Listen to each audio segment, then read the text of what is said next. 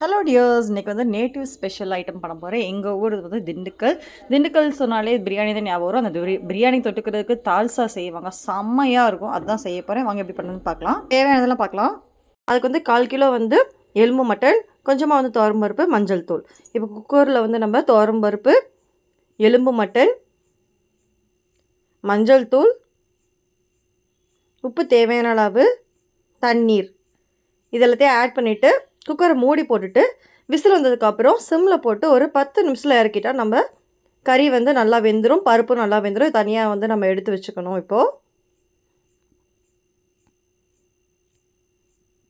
நல்லா பார்த்திங்களா, பஞ்சு மாதிரி நல்லா வெந்திருக்கு. இது தனியாக எடுத்து வச்சுக்கலாம். இப்போது அடுத்தது வந்து இதுக்கு தாளிக்கணும். அதுக்கு வந்து இதே குக்கரில் வந்து கொஞ்சமாக வந்து ஆயில் ஆட் பண்ணிக்கிங்க. ஆயில் நல்லா சூடானதுக்கப்புறம் பட்டை, கிராம்பு, ஏலக்காய் 2 அளவு வந்து ஆட் பண்ணிக்கிங்க.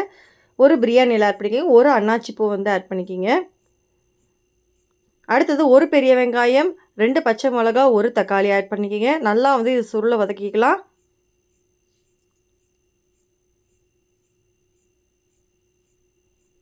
தேவையான உப்பு ஆட் பண்ணிக்கிங்க. அடுத்து இஞ்சி பூண்டு விழுது ஆட் பண்ணிவிட்டு பச்சை வாசனை போகிற வரைக்கும் நல்லா வந்து வதக்கிக்கலாம்.